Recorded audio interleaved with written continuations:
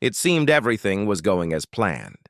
But then, in a fleeting moment, Jasmine made a remark, light, offhanded, meant as a joke. She chuckled, her lips curving into a smug smile, but no one laughed with her. Not the host, not Kash Patel, and certainly not the man in the third row. His hands clenched tight, his gaze locked on her face, as if time itself had stalled. Crockett hadn't noticed him. Not yet. She held her smile, trying to dispel the tightening air, as if this were just a small misstep in a live broadcast. Kash Patel said nothing. He didn't glance at Crockett, nor toward the camera lens. His eyes lingered at the table's edge, where a single finger tapped twice, then stopped. Not a word. The silence wasn't loud. It was precise, tense, like clear glass, thin enough to see through, thick enough to keep something just behind it from breaking free. The audience wasn't angry, not yet. They hovered between the safety of a staged performance and the discomfort of something slipping off script. Until that moment, Jasmine Crockett had been in complete control. She had commanded the room's rhythm with poise and certainty, every word measured, deliberate. Even Michael Hayes, the host, leaned toward her, pulled into her orbit. But then something shifted. Slight, subtle, but unmistakable, as if someone had touched something sacred without meaning to. The camera refocused.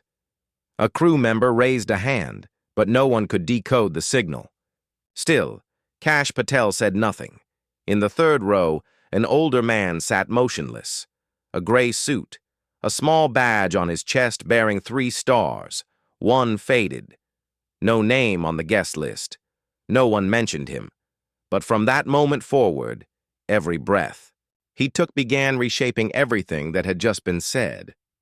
The question was no longer whether Jasmine Crockett had gone too far, but whether she realized who was sitting in the audience. This was no longer the conversation they thought they were having. The real question wasn't about right or wrong. It was whether anyone was still enough to hear the things that remained unsaid. Before diving into the story, comment where you're watching from, and don't forget to subscribe so you won't miss the next one.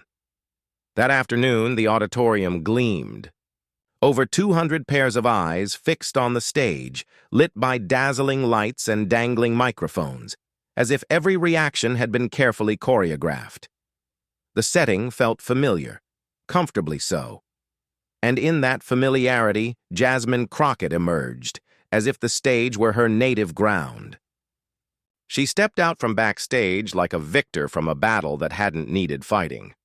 Dark green blazer, hair tied neatly, eyes like polished steel, and a smile with no trace of doubt. She hadn't come to chat. She came to command.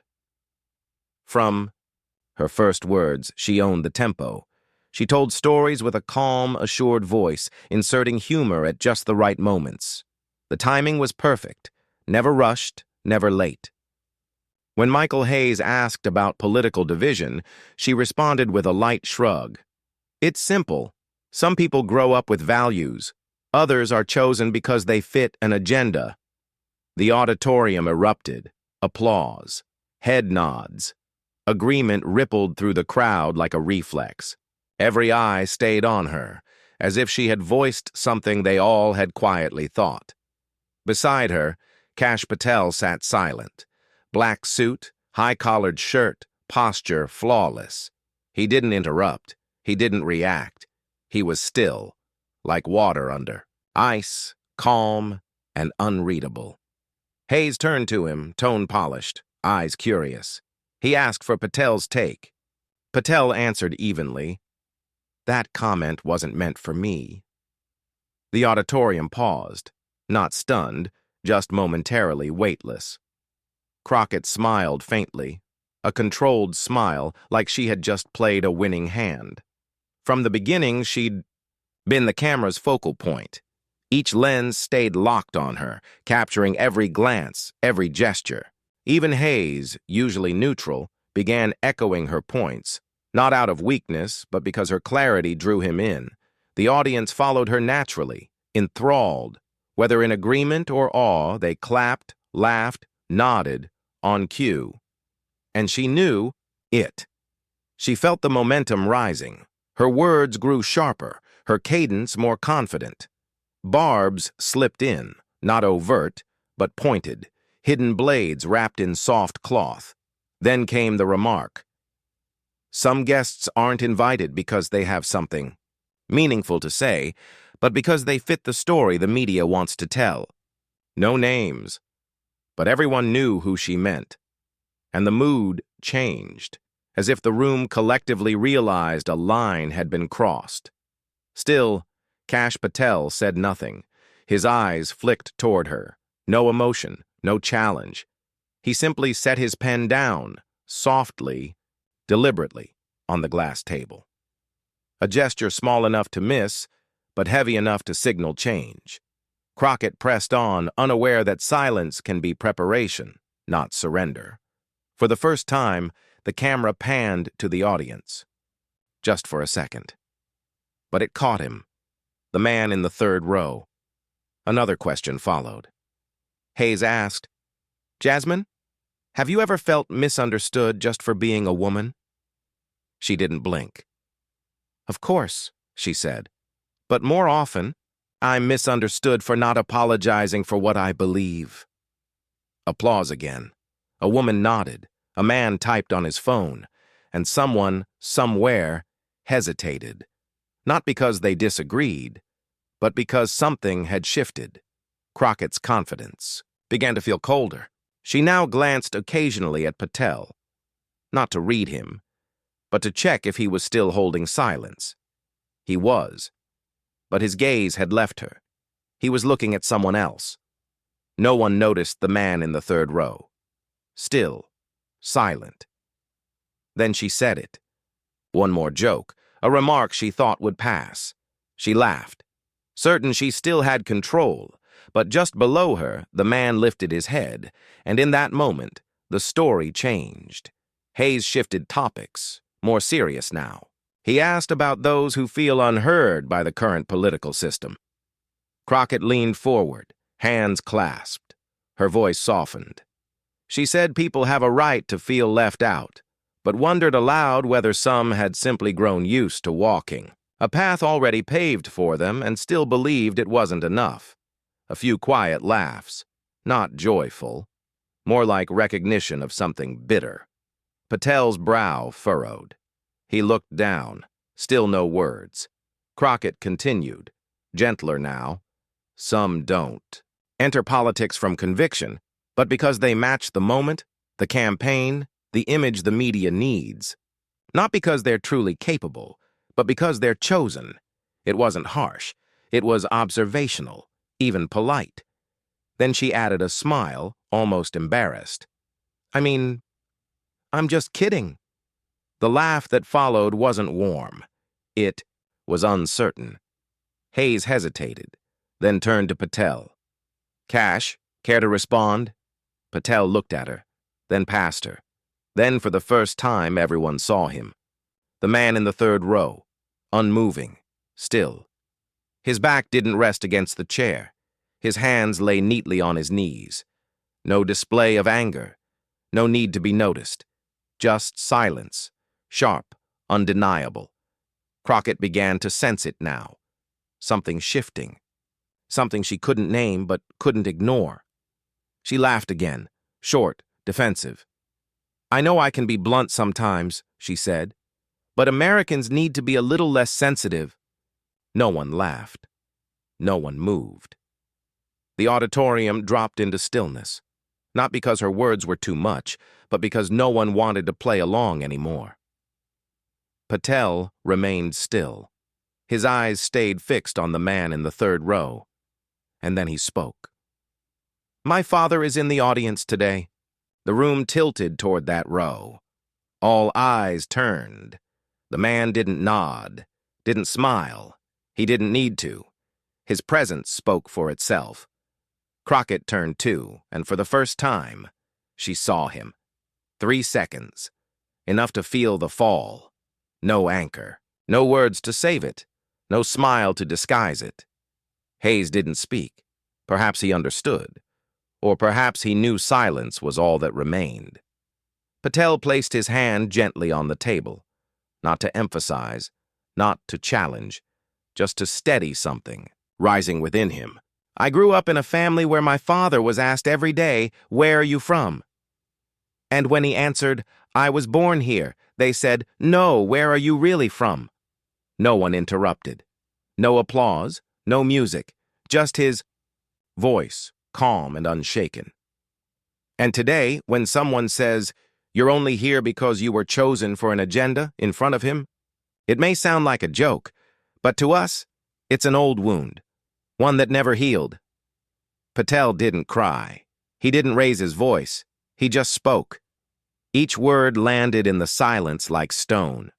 Crockett leaned forward, maybe to reply, but the camera was no longer on her. The audience was no longer watching a show. They had become witnesses, not to a debate, but to a reckoning.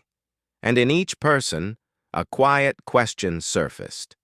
If I laughed because it was just a joke, did I help keep that wound open? Everything had shifted. Not because someone shouted, not because someone surrendered, but because, for once, the camera chose to stay. And with that look, every excuse, it was just a joke. People are too sensitive. I wasn't targeting anyone specific. Suddenly felt hollow. No one needed to refute them. They fell away on their own. Crockett's fingers tightened slightly on the armrest.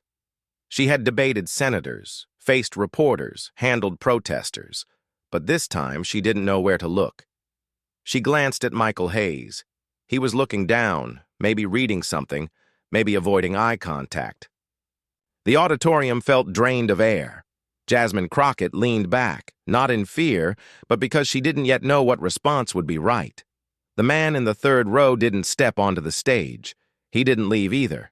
He simply stood there, hands at his sides, eyes fixed on Crockett, not accusing, not pleading, just present, with a quiet force that demanded confrontation. No blame was spoken. None was needed. His silence was louder than any outrage. A few in the audience shifted, in their seats. Some glanced sideways at the person next to them, seeking unspoken confirmation. Did you feel that too? An assistant whispered something to Michael Hayes. Maybe about time, maybe about moving the show along. But no one moved, and the camera stayed still. The man's face, every wrinkle, every strand of gray, wasn't deliberately stern. It just existed, like a mirror, and anyone who looked into it saw something of themselves.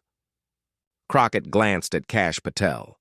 For the first time in the exchange, they weren't opponents, just two people in front of a father. She thought of her own father, not to compare, but to remember. He once told her, "Speak the truth, even if it stings." But he never taught her how to speak truth when she didn't know who was listening. Now another father, standing silent, was teaching her more clearly than any debate ever had. Michael Hayes tried to steer the conversation forward. "We'll move on to the next part of the show." His voice trembled slightly. No one objected, but no one really listened. The image of the man in the third row had become an unshakable center. He hadn't interrupted, questioned, or judged, but somehow he'd made everyone in the room confront something quietly hidden inside themselves. He placed his hand over his chest for just a second, then lowered it and looked at Crockett. His eyes held no anger, no forgiveness. Just a question. "Can you look back?" Crockett gave a slight nod, almost imperceptible. No one saw it, only she knew. And the man sat down. No applause, no release. Only the stage lights dimming, as if they understood. That moment didn't belong to anyone. It belonged to the truth. And the truth didn't need celebration. It just needed to stand. When Patel's father sat, something in the room settled. No one called for silence, but no one had a reason to break it either. Crockett leaned back again, This time not from uncertainty, but from awareness. She didn't speak. Michael Hayes tried to continue, but everyone could feel it. The script no longer mattered. And Patel began to speak. "I thought I understood my father," he said, "until one day I learned he'd been called an immigrant, only good for odd jobs, even after building a full career here." No one interrupted. The camera adjusted its focus. No effects, no cuts. "He didn't tell me that story," Patel continued. "I overheard it.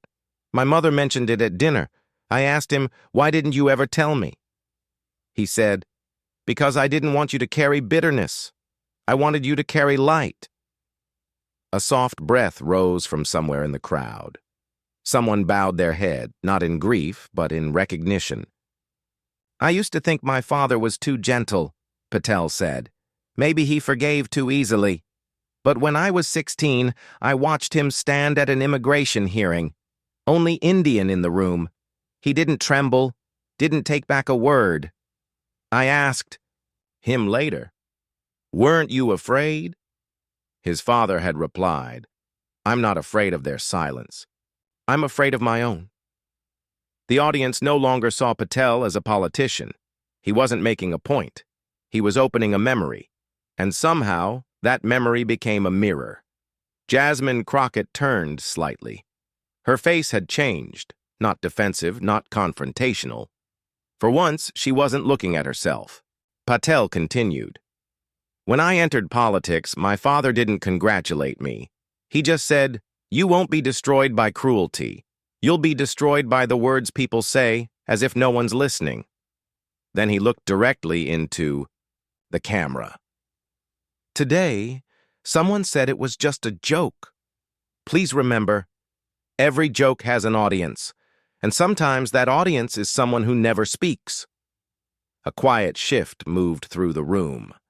Not a sound, just people adjusting, sitting, straighter, as if something long avoided had just been named. No one apologized. No one defended. But something in the room tilted. The air belonged to Patel now, not because he won something, but because he'd named something. Michael Hayes spoke again, this time without the teleprompter. "Sometimes," he said, "the most important things we say aren't in any of the questions." The father didn't respond. He tilted his head gently, as if to say, "This story isn't just mine, it's yours too." Crockett lowered her gaze, not to admit fault, but perhaps to see something she hadn't noticed before. The father smiled. Not wide, not performative. Just enough to say, "I saw what I needed to see." The show no longer felt like a show. It felt like a version of America we rarely allow. One person joked. One stayed silent. One shared pain. No one stood to leave. No music played. Hayes bowed slightly and thanked the guests. And then the video aired. It didn't go viral, not right away. No headlines, no edits, just a full conversation with no winner. 12 hours later, a journalism student reposted it with a quiet caption. Not because he was strong, but because he spoke of pain without asking for pity. Then a father in Virginia commented, "I used to laugh at just kidding jokes. Now I teach my son never to say them unless he knows who's listening." The clip began to spread, not like outrage, but like a whisper. On social media, someone wrote, "The moment Crockett laughed was when privilege forgot it's not invisible." Another simply wrote, "He stood up, and we never saw her the same again." Late-night shows didn't analyze it, but one aired a minute of silence, just replaying. The man standing, then sitting. In a Seattle classroom, a teacher showed the clip. No discussion. Just one question handed out. What makes someone change a room without speaking? Many answered, because he was a father. One wrote, because he didn't accuse, but he also didn't forgive. An Indian-American college student wrote, because for once, an Indian man wasn't asked to explain his pain. Crockett disappeared from the media for a few days. Not canceled, not shamed, just quiet. Her team issued a short note. Jasmine is taking time to reflect and be with family. She didn't say her words were misunderstood. She let them stand. Some said she hadn't changed. Others said her silence was the change. Patel never mentioned the show again. But 3 days later, he posted a photo, not of himself. It was his father backstage, alone. No phone, no lights, just hallway shadows and silver hair. Caption: he doesn't need to be believed. He just needs to be seen. The photo didn't make the news, but a principal in Baltimore hung it in her office. She wrote underneath, "I don't need to raise my voice. I just need to wait until they hear the gap in theirs." In an Alabama church, a pastor quoted it, "Faith doesn't come from being right. It comes from being still and wanting to be right." Even politicians began saying, "Someone stood up. That was enough." Crockett didn't apologize, but later on a podcast she was asked, "Any regrets this year?" She paused. "I wish I'd known a father was in that audience, and not every remark deserves a joke just because I laughed first." No applause, but no one scrolled away, either. At a student forum in Oregon, a high schooler said, "I don't want to always be right. I want to be the one who knows when to stop." No one declared Patel the winner, but people remembered who stood. A 12-year-old wrote, "You didn't yell, but I know you were angry. Thank you for not arguing.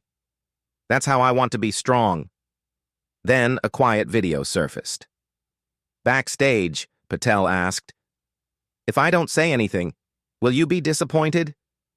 His father placed a hand over his and replied, "You don't need to say anything. Those who listen will hear the silence. One joke, one silence, one father, and a room that will never be the same."